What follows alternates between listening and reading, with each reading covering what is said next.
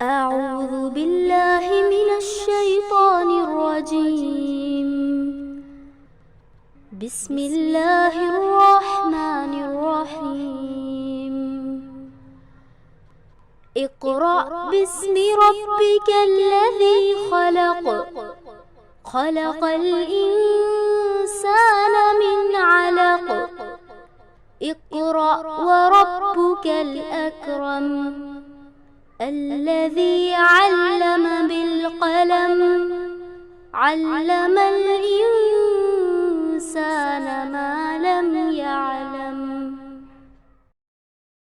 نحمد و نصلی علی رسولہ الکریم والعاقبۃ للمتقین اعوذ باللہ من الشیطان الرجیم بسم اللہ الرحمن الرحیم رب اشرح لی صدری ویسر لی امری واحلل عقدۃ من لسانی یفقهوا قولی رب زدنی علما اللہم انفعنا بما علمتنا وعلمنا ما ينفعنا وزدنا علما رب یسر ولا تؤثر وتمم بالخیر السلام علیکم ورحمۃ اللہ وبرکاتہ۔ آیت نمبر 77 سے آج کرتے ہیں۔ اب یہ سورہ وہ چیز بیان کرتا ہے کہ وقت گزر گیا ہے اور موسیٰ علیہ السلام کو حکم ہوا ہے کہ وہ مصر چھوڑ کر جائے۔ اب وقت آ گیا تھا کہ بنی اسرائیل کو فرعون کی غلامی سے آزاد کرنا۔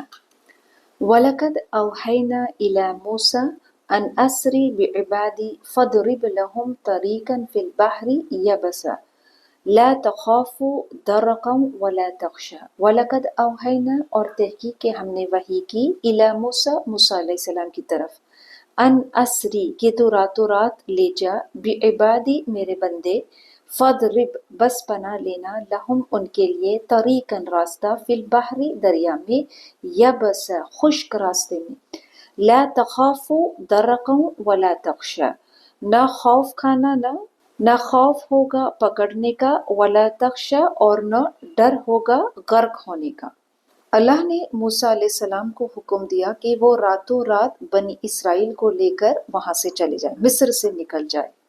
موسیٰ علیہ السلام کو اللہ نے فرعون کے پاس اس مشن پر بھیجا تھا کہ وہ بنی اسرائیل کو اس کی غلامی سے آزاد کرے، لیکن جب فرعون بنی اسرائیل کو چھوڑنا نہیں چاہتا تھا، ان کو قیدی بنا لیا تھا، تو موسیٰ علیہ السلام کو اللہ نے یہ حکم کیا کہ اب وہ وقت آ گیا ہے کہ بس ان کو وہاں سے لے کر مصر سے جانا ہے۔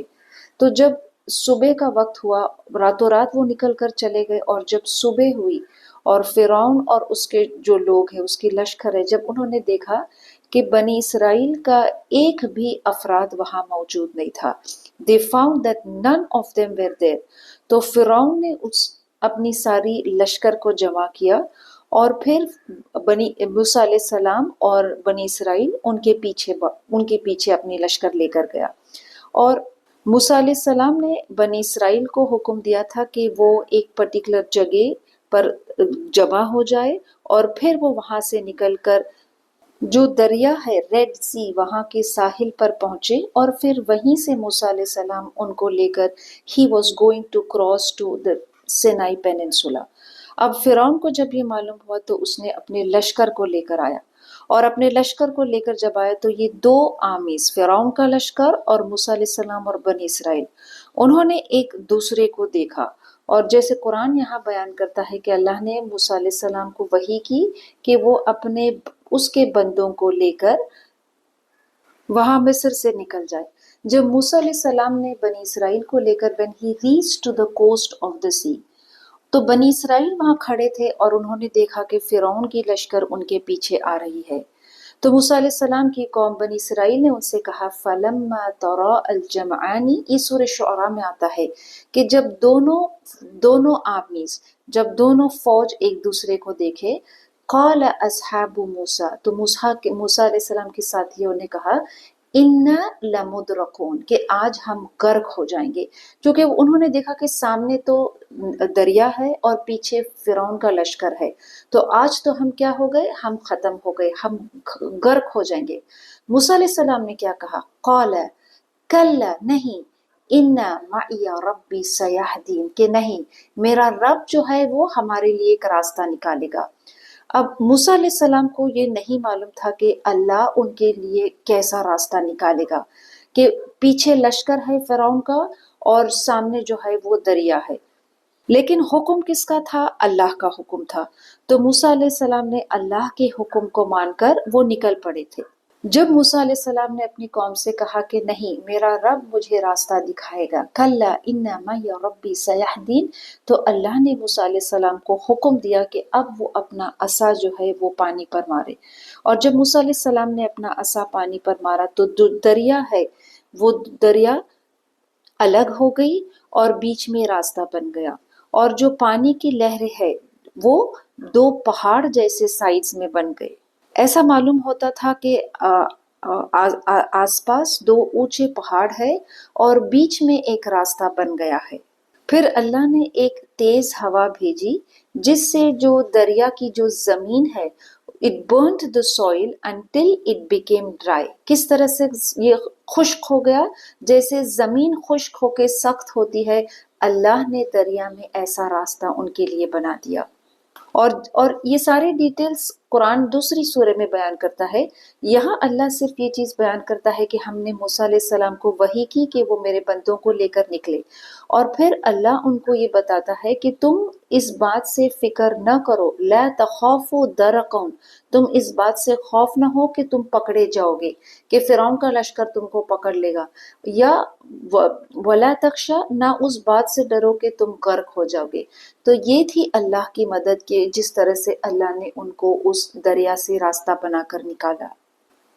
فَأَتْبَعَهُمْ فِرْعَوْنُ بِجُنُودِهِ فَغَشِيَهُمْ مِنَ الْيَمِّ مَا غَشِيَهُمْ، پھر ان کا پیچھا کیا فرعون نے بِجُنُودِهِ اپنے لشکر کے ساتھ، فَغَشِيَهُمْ انہیں ڈھانپ لیا، کس نے؟ من الیمی، دریا نے ان کو کیا ہے؟ ڈھانپ لیا، ما غشیہم، جیسا کہ ان کو ڈھانپ لینا تھا۔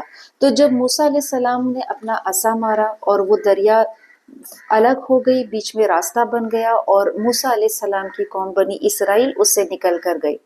فرعون نے اسی راستے کو دیکھ کر سوچا کہ اب وہ اس راستے پر جائے گا اور ان کو پکڑ لے گا، لیکن اللہ نے کیا کیا؟ جب فرعون جب دریا میں پہنچ گیا تھا تو بیچ دریا میں اللہ نے حکم دیا کہ اب وہ پانی جو راستہ بن گیا تھا، اب وہ پانی آپس میں مل جائے، اور یہ اللہ کی اس کی سزا تھی کہ اللہ نے پانی کو حکم دیا کہ وہ فرعون کو غرق کر دے۔ بنی اسرائیل کے لیے تو اللہ نے اس دریا میں راستہ بنا دیا تھا، اور وہ دریا کے اس پار چلے گئے تھے، اور انہوں نے اپنی آنکھوں سے فرعون اور اس کے لشکر کو غرق ہوتے دیکھا۔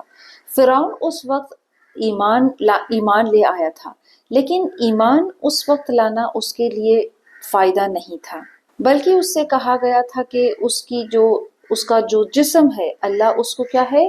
عبرت کے لیے، لوگوں کے لیے ایک نشانی کے جیسے اللہ لوگوں کے لیے وہ رکھے گا۔ یہ جنگ جو تھی فرعون کے لشکر اور موسیٰ علیہ السلام کے بیچ میں، یہ جنگ ہر دور میں ہوتی ہے، اور یہ وہ جنگ تھی جو حق اور جو ایمان اور کفر کے بیچ میں تھی، حق اور باطل کے بیچ میں تھی۔ تو جب جنگ حق اور باطل پر ہوتی ہے اور ایمان والے جب حق پر ہوتے ہیں تو ان کو صرف they have to do nothing except follow the messenger۔ تو بنی اسرائیل کو اللہ نے when did he give him the victory؟ کہ جب انہوں نے موسیٰ علیہ السلام کو when they followed him۔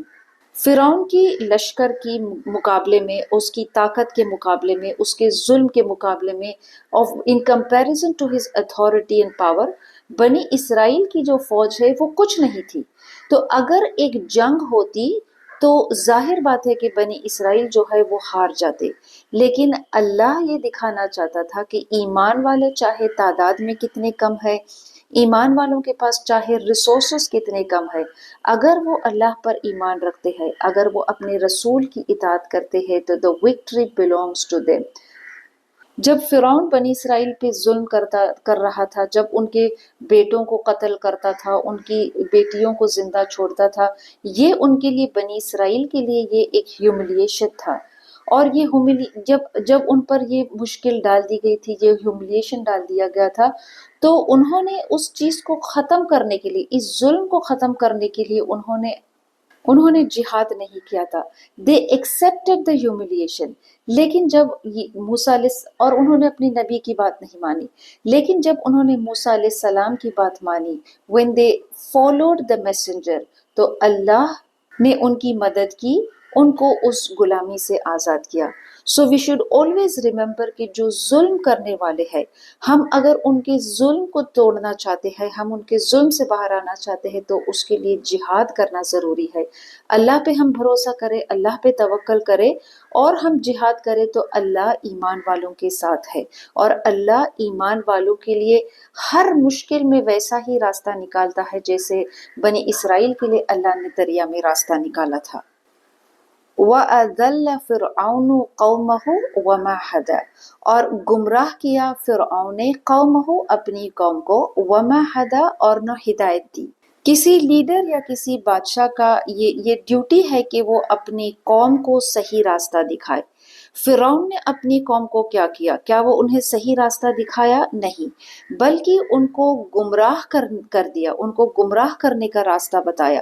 تو قیامت کے دن قرآن بیان کرتا ہے کہ قیامت کے دن بھی he will lead them into the hell. جب اس کی لشکر، جب اس کی قوم، جب اس کے لوگ جہنم میں جائیں گے تو he will be leading them، کیونکہ وہ اس قوم کا لیڈر تھا، اس قوم کا بادشاہ تھا. تو being the leader he has to guide and lead his people. یہ مکہ کے جو سردار تھے ان کے لیے اس میں ایک میسج تھا. ان کو یہ بات بتائی جا رہی تھی کہ جس طرح سے فرعون کے لشکر، the chiefs of فرعون، انہوں نے اپنے لوگوں کو گمراہ کیا تھا، اور اس گمراہی کے سبب ان کو کیا پنشمنٹ، کیا عذاب ملا. تو ان کو یہ بتایا جا رہا ہے اس واقعے کے ذریعے سے کہ تم اگر لوگوں کو گمراہ کرو گی تو تمہارا انجام بھی یہی ہوگا. اب اللہ بنی اسرائیل کو اپنی نعمتوں کو یاد دلاتا ہے.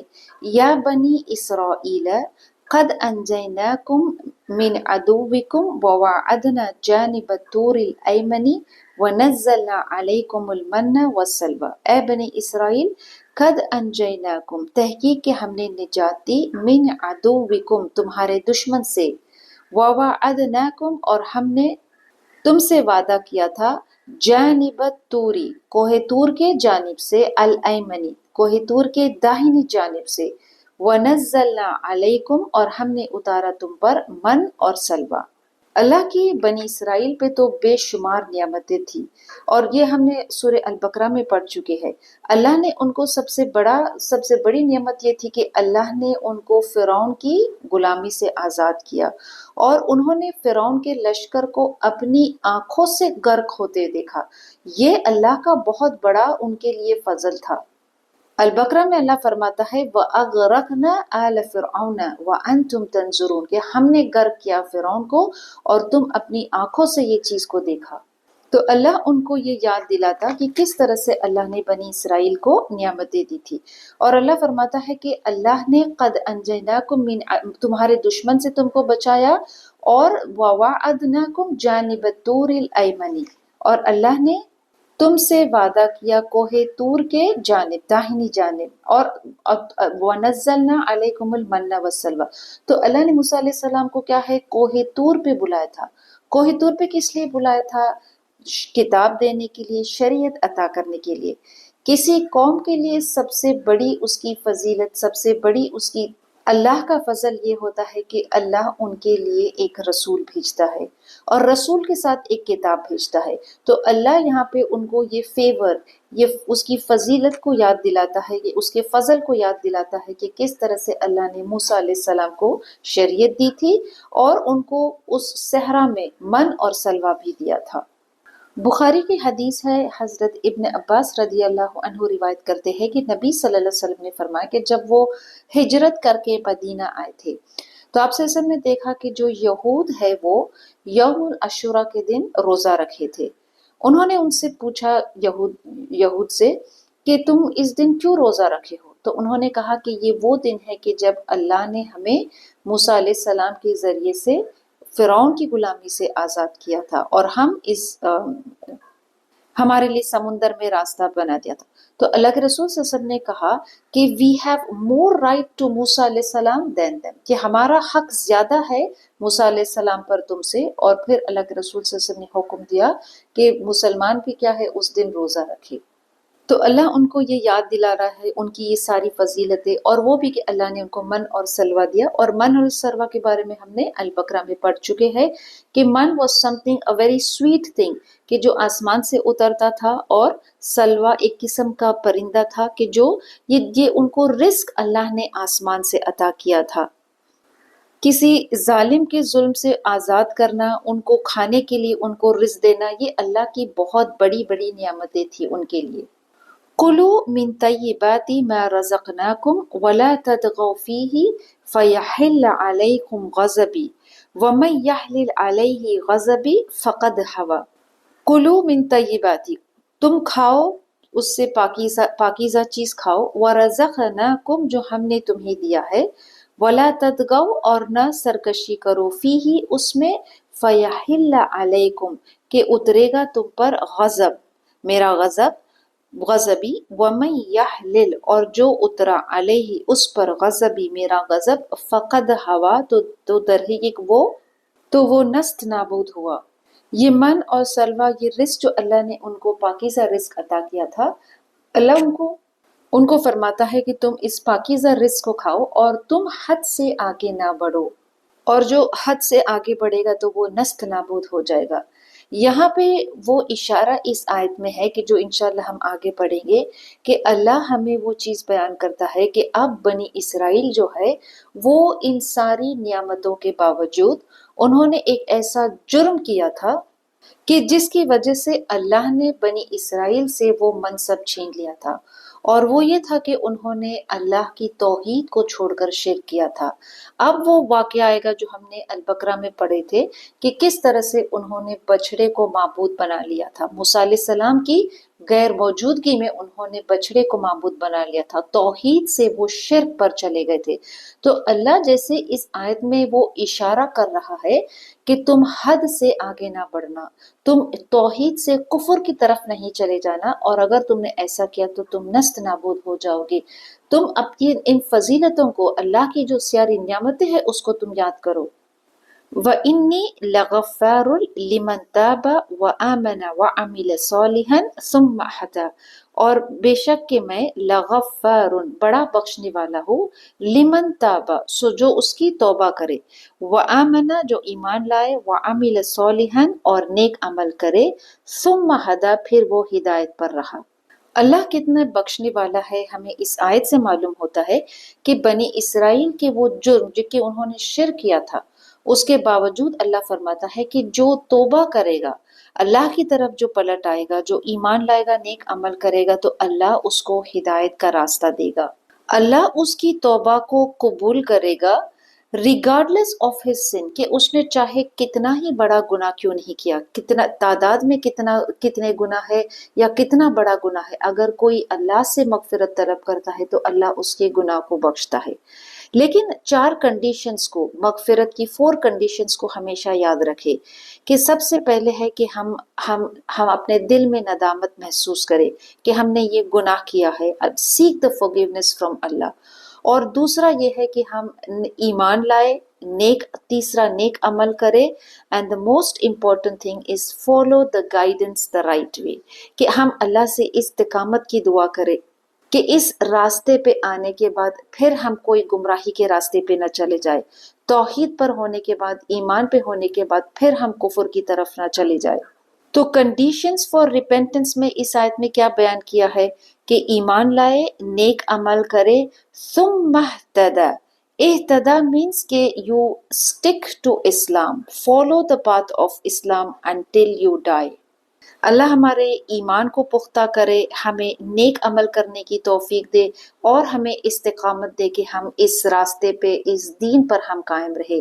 وَمَا أَعْجَلَكَ مِنْ عَنْ قَوْمِكَ يَا مُوسَىٰ، اور اے موسیٰ علیہ السلام، اور کیا چیز تھی اپنی قوم سے جدائی ڈال گئے، کیوں جلدی کی؟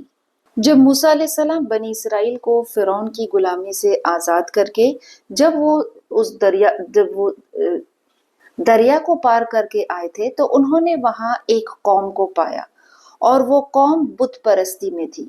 تو موسیٰ کی قوم نے، بنی اسرائیل نے ان سے کہا کہ ہمارے لیے بھی ایسا ایک بت بناؤ کہ ہم اس کی عبادت کریں گے۔ سورہ آراف میں ہم نے یہ پڑھا تھا کہ جب موسیٰ علیہ السلام بنی اسرائیل کو لے کر دریا پار کرتے ہیں تو وہ ایک قوم کو ملتے ہیں، ایک قوم کے پاس آتے ہیں، اور موسیٰ علیہ السلام کی قوم ان سے کہتی ہے کہ آپ ہمارے لیے بھی ایسا الہ بنائیں۔ تو موسیٰ علیہ السلام کیا جواب دیتے ہیں کہ کیا تم قال انکم قوم تجہلون، کہ تم کیسے جاہل قوم ہو کہ تم کو اللہ نے توحید دی اور تم توحید کو چھوڑ کر شرک پر آنا چاہتے ہو۔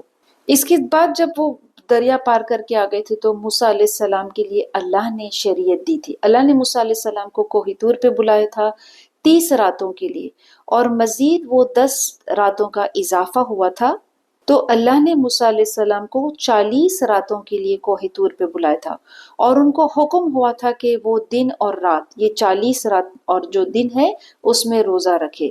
اور موسیٰ علیہ السلام نے کوہ طور پہ جانے کی جلدی مچائی تھی۔ انہوں نے اپنے بھائی ہارون علیہ السلام کو ان کی قوم کے ساتھ چھوڑ کر وہ کوہ طور پر اللہ نے جو وعدہ کیا تھا، جو مقرر کیا تھا موسیٰ علیہ السلام نے، اس سے پہلے وہ نکل گئے تھے۔ اسی لیے اللہ اس آیت میں فرماتا ہے وَمَا أَعْجَلَكَ عَنْ قَوْمِكَ يَا مُوسَىٰ، کہ تم نے کس بات کی تم نے کیوں جلدی کی، تم کیوں اپنی قوم کو وقت سے پہلے چھوڑ کر یہاں آئے؟ کیا جواب دیا انہوں نے؟ قَالَ هُمْ أَوْلَائِي عَلَىٰ أَثَرِي وَعَجِلْتُ إِلَيْكَ رَبِّي لِتَرْضَىٰ، انہوں نے کہا کہ یہ میرے پیچھے آ رہی ہے، میں نے تیری طرف آنے میں جلدی کی تاکہ تو راضی ہو جائے۔ تو موسیٰ علیہ السلام کیا کہتے ہیں کہ کیوں انہوں نے جلدی مچائی تھی؟ کہ میں تجھ سے ملنا چاہتا تھا، تیری رضا چاہتا تھا۔ اور یہ بنی اسرائیل جو ہے یہ آ گئے ہے، they have arrived، اور وہ they have settled near the mountain۔ تو میں جلدی مچایا کہ میں تیری رضا کے لیے میں یہاں آیا۔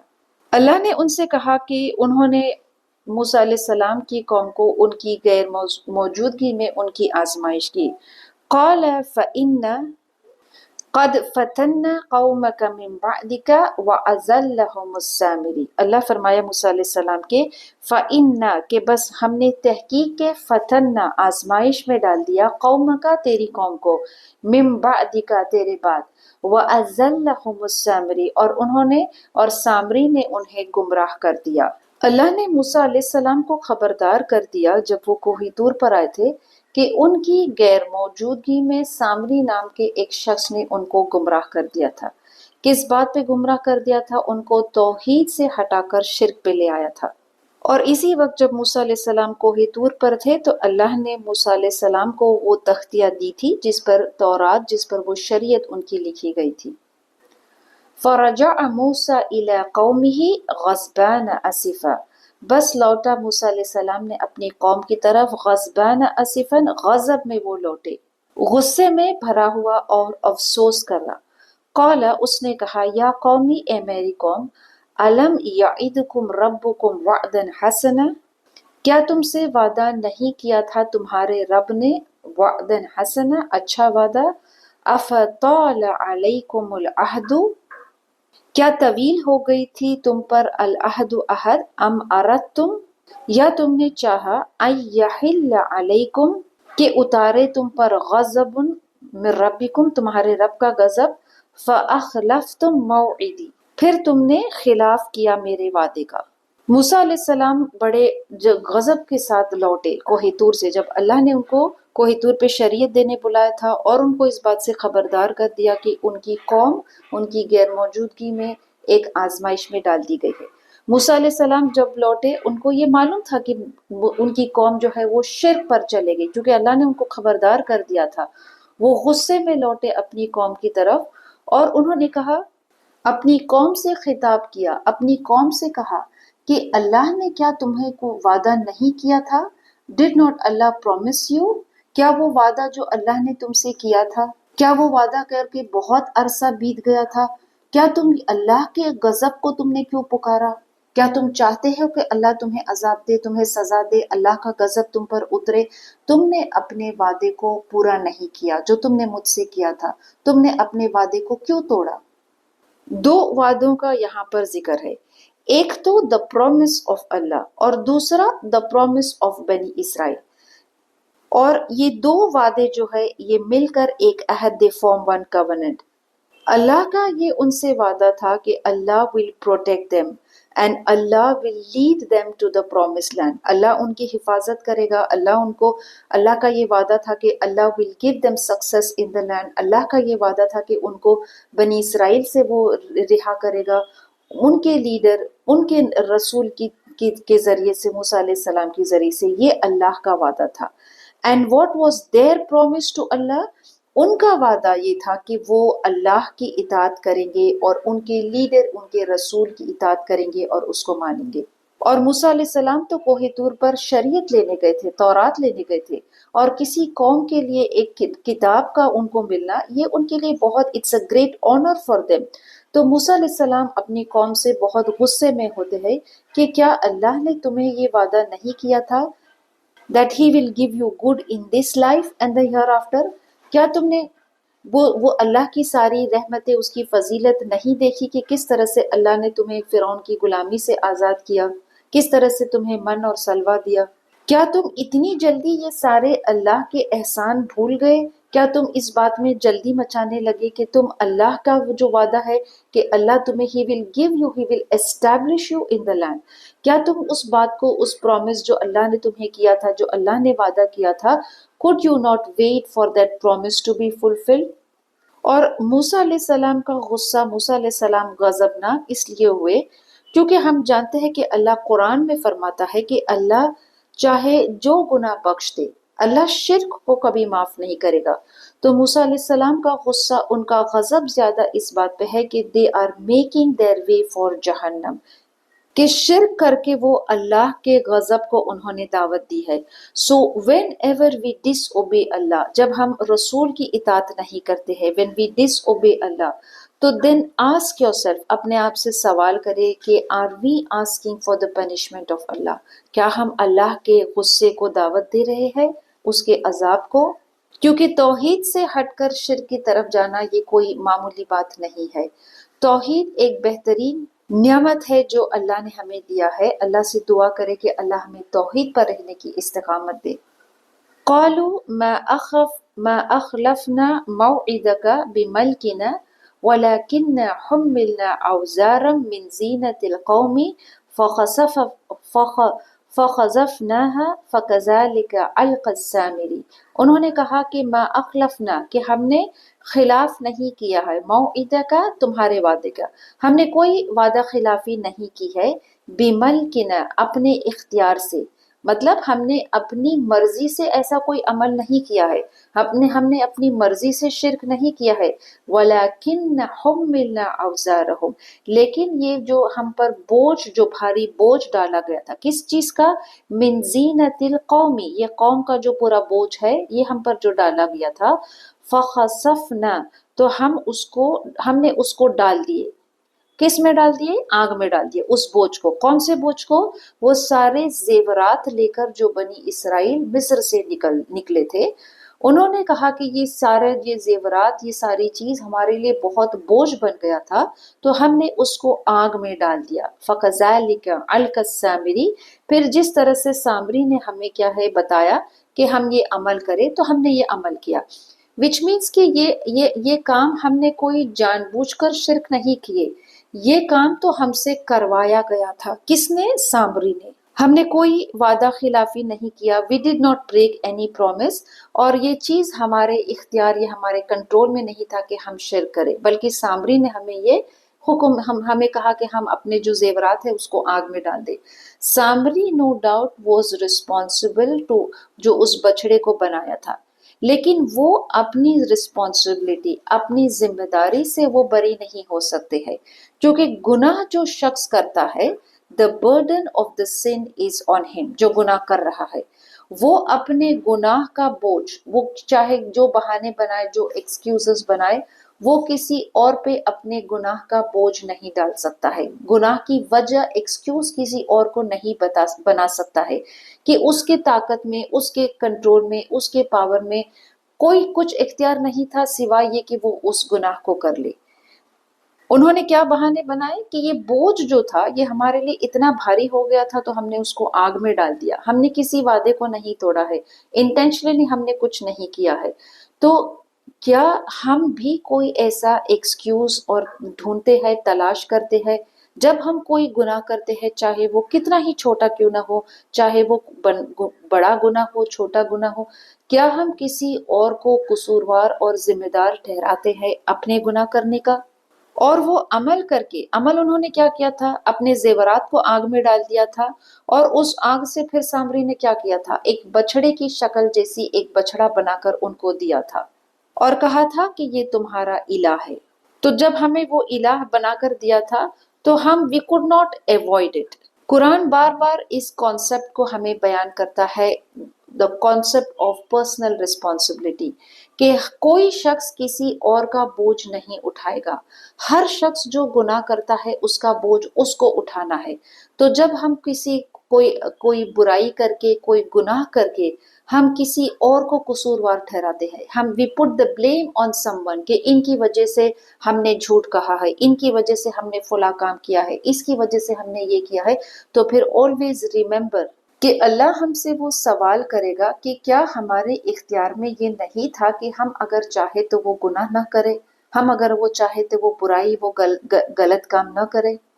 فَأَخْرَجَ لَهُمْ عِجْلًا جَسَدًا لَهُ خُوَارٌ فَقَالُوا هَذَا إِلَٰهُكُمْ وَإِلَٰهُ مُوسَىٰ فَنَسِيَ۔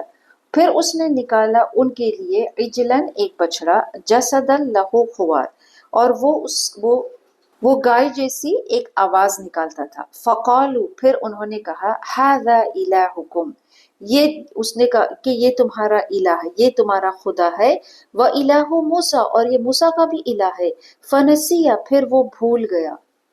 سامری نے ان سے کیا کہا، ان کی قوم کو کس طرح سے گمراہ کیا، کہا کہ یہ بچڑا جو ہے یہ ہمارا بھی الہ ہے، ہمارا بھی خدا ہے، اور موسیٰ کا بھی خدا ہے۔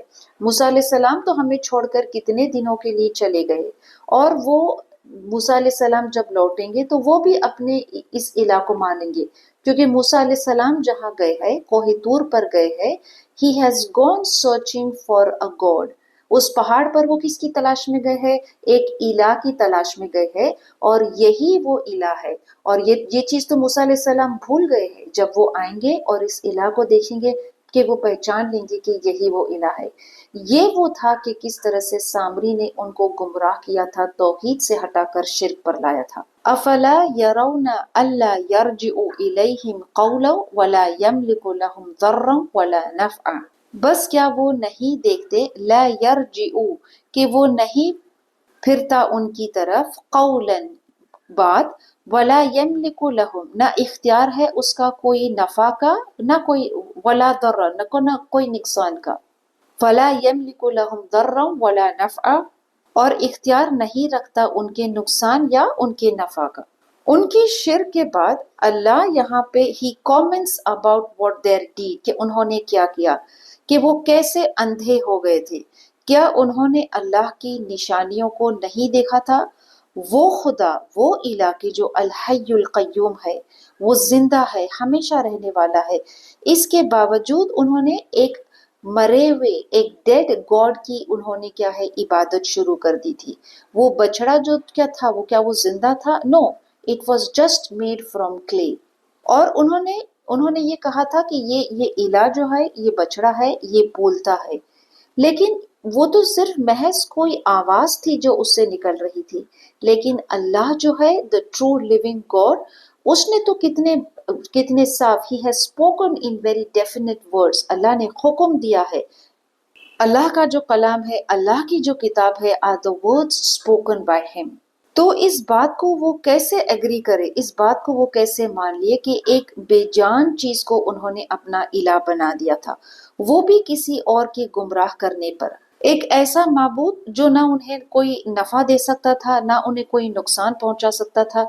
اللہ کے سوا کوئی اور شخص نفع اور نقصان دینے پہ قدرت نہیں رکھتا ہے۔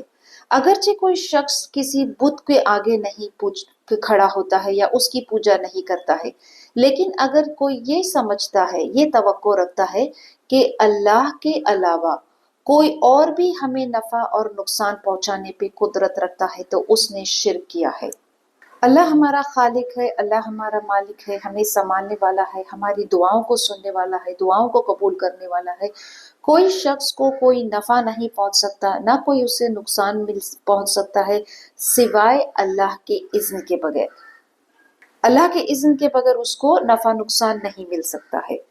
تو جب یہ بات حق ہے تو پھر ہم اللہ کے سوا کسی اور کی عبادت کیوں کریں؟ ہم اللہ کے سوا کسی اور کو کیوں پکارے اپنی مدد کے لیے؟ اللہ سے دعا ہے کہ اللہ ہمیں توحید پر قائم رکھے اور اپنی ساری حاجتیں صرف اور صرف اللہ سے ہی کرے، کہ وہ تو الحی القیوم ہے، وہ سننے والا ہے، وہ جاننے والا ہے، اور وہ ہماری دعاؤں کو قبول کرنے والا ہے۔ ربنا تقبل منا انک انت السمیع العلیم وتب علینا انک انت التواب الرحیم۔ سبحانک اللہم وبحمدک نشہد ان لا الہ الا انت ونتوب الیک۔ اللہم آنس وحشتی فی قبری، اللہم ارحمنی بالقرآن العظیم واجعلہ لی اماما ونورا وہدا ورحمہ، اللہم ذکرنی منہ ما نسیت وعلمنی منہ ما جہلت وارزقنی تلاوتہ آناء اللیل وآناء النہار واجعلہ لی حجۃ یا رب العالمین۔ السلام علیکم ورحمۃ اللہ وبرکاتہ۔